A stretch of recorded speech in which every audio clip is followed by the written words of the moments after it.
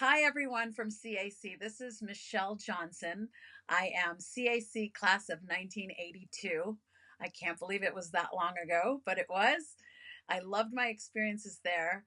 And one of the things I'm most proud of is that I am actually the daughter of the legendary Miss Barbara Johnson, Mrs. Barbara Johnson, who a lot of you remember as a teacher and of course as the founder of the CAC Model United Nations program. So I've got my mom here with me today, and I thought it would be cool for the 40th anniversary to just ask her some questions and to see how she's feeling about that program 40 years later. Hi, Mom. Hi, How are you?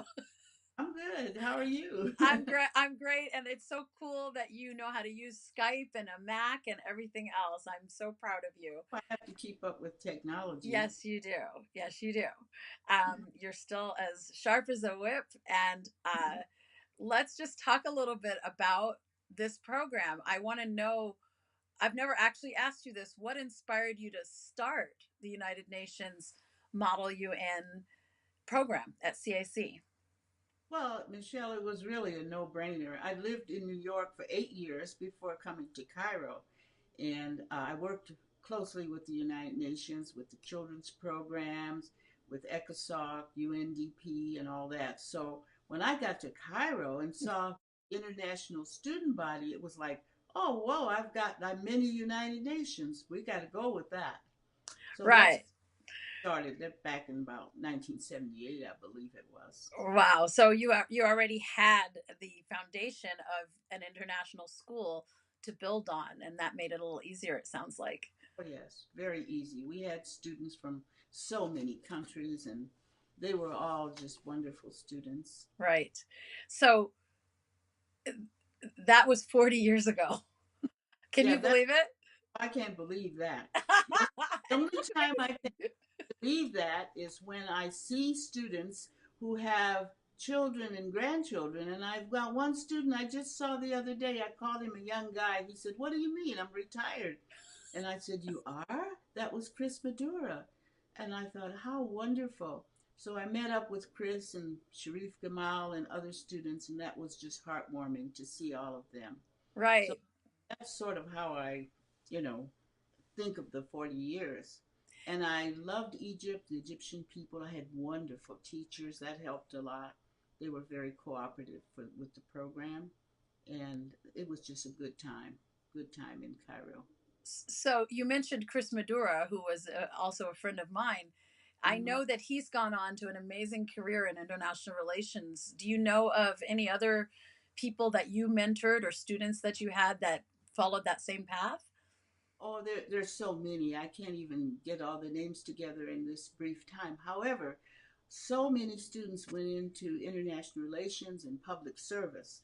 And that was wonderful because that was just an extension of all the Model UN programs, and the debate program and the conflict resolution activities and so forth. So that was very heartwarming. Sure. It's like shaping future leaders, basically. Oh yeah, and Pretty those amazing. they're still doing it, and they'll always do it. And those Model UN kids will always be changers, Yep. changers, Yep. changers. They are the changers. That's great. I remember doing MUN with you when I was a student, when I was your student, and I'll never forget those trips that we took. Some of us had never seen snow before or never been in cold weather.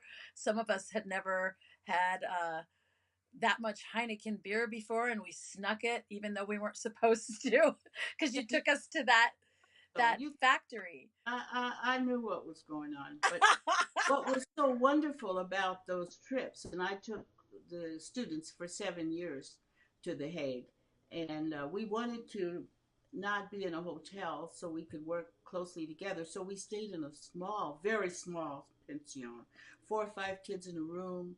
And so when the students organized their committees, they started to debate on the stairways and the floor, in the kitchen, anywhere you could find a space for people to sit and work and debate. That was really challenging in that small hotel. I remember that it was a It really very not a hotel, just a small.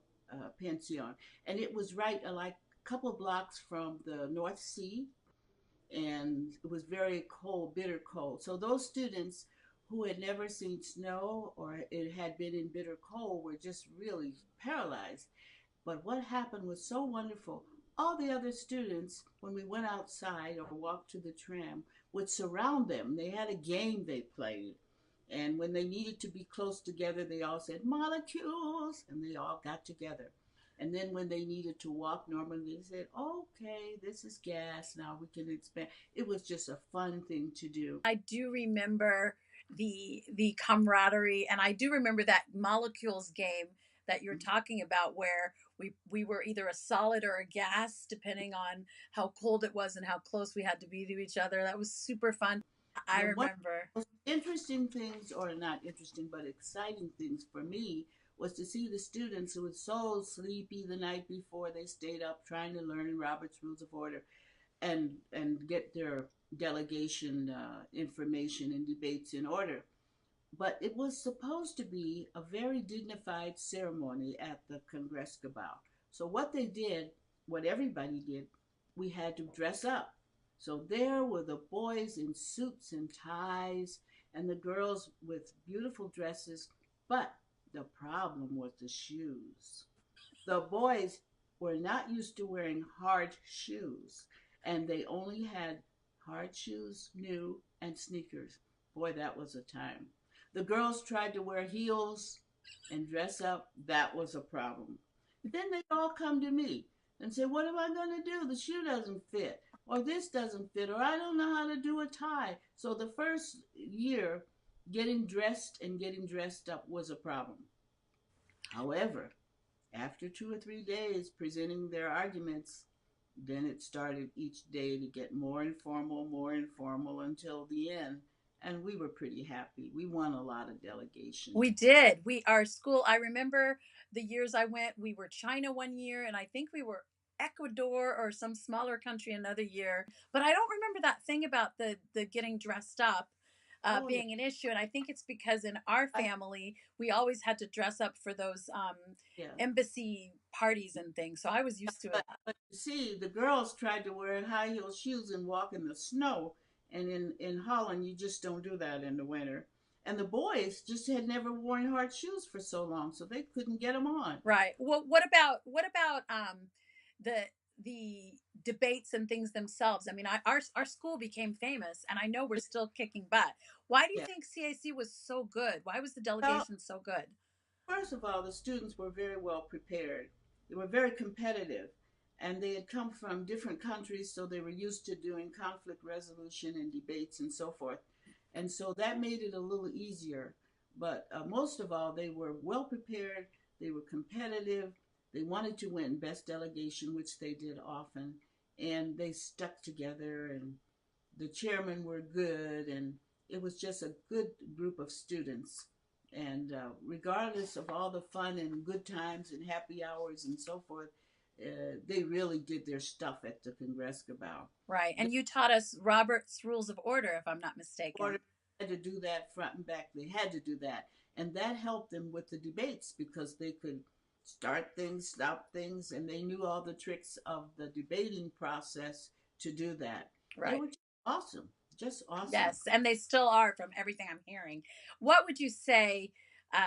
This is the 40th anniversary, and I just want to sort of wrap it up with what you would say moving forward to people who are interested in working in international relations or government or anything that has to do with socioeconomic empowerment of countries and people. And what would you say to the people who are interested, not just in MUN, but just in making the world a better place? How would you inspire them? And what would you say to them moving forward in 2018 in the world of Facebook and Twitter and all these other things that we now have?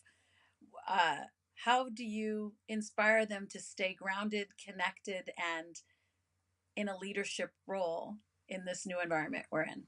Well, first of all, they're the kind of students and the kind of people that consider themselves as global citizens. That's number one. So they're constantly interested in everything, international relations from all the different countries and what's happening. but the world is very fragile. So what my hope was that they would develop, which they have, to be sort of international learners. They're not going to just be silent or passive.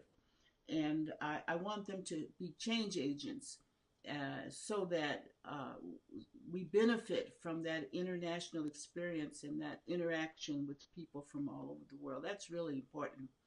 And I have to give a shout out to my old comrade who went with me to the Hague often, Erwin Stein. And Erwin was on top of it, but we had a wonderful time and a wonderful interaction. Again, support of the teachers was so important. They had to give time for the students to actually learn some very intricate types of negotiations, to be as little young diplomats, if you will. And I'm sure that stays with you. You don't forget that. And you don't forget the people you went there with to The Hague, because it was such a unique experience. Right. Well, I can tell you that you inspired students, not just that you took to Model UN when you were there, but you've inspired a generation of young people to be change agents. And I don't think you realize your legacy at CAC as a teacher, as a friend, as a guidance counselor. You were the principal, you were the superintendent, you did so many things. And I just want to say, as your kid, that it always amuses and inspires me when people tell me, Barbara Johnson's your mom. That always inspires me. Yeah. I'm hoping the students still have a lot of optimism, because that's what it's going to take. The world is very fragile right now with lots of problems that we couldn't even anticipate it, couldn't have anticipated during the time we did those Model UN sessions. But I think once you've been in Model UN and participated in an international Kongressgebouw in The Hague and gone to the Court of Justice and been involved to that level, it's something that doesn't leave you. You're going to stay Right. with Well, and the beauty of it. I don't know if you realize it, but you're an inspiration to students from back then and students today. And I'm so proud of you and your legacy and the many achievements you had at CAC as a guidance counselor, as a principal, as the superintendent, and as the founder of Model United Nations at Cairo American College. You should be proud of what you've done. And I constantly run into people who ask me how you are and ask me to tell you how much you led and inspired them. So I just want to thank you for celebrating with all of us this 40th One of the things anniversary. I always say, and I say it to students all the time, I learned more from you than you from me, because you represented so much of the humanity and the human element in education, and as we move forward to learn Right, new things. right. Openness, Awesome. change agents, go for it. Hey, Mom, one more thing. What is this jacket you're wearing? This jacket is a Model UN jacket. I don't know if you can see the seal on the side, but it's something that all the students had and we wore it proudly. So that's what it is, a Model United Nations jacket. Maybe they're still there, I don't know. And yours still fits you. That's Yeah, awesome. well, you know how it is. Love you. Jacket is great. And so are you. Mom, thank you so much. I hope everybody watching this gets a little piece of what it was like to be around the legendary Barbara Johnson. I love saying that because it's true. I love you, Mom, and congratulations on this program being You're around for going to 40 have a years. wonderful 40th, and I wish I were there, but you know how it is sometimes. You Yep. get to 40 years, beyond 40 years old. All right. We'll talk to you soon, Mom. Congrats. Bye. Bye. Love all of you guys. We love you Bye. too. Bye. All Take right. care. Bye bye. Bye.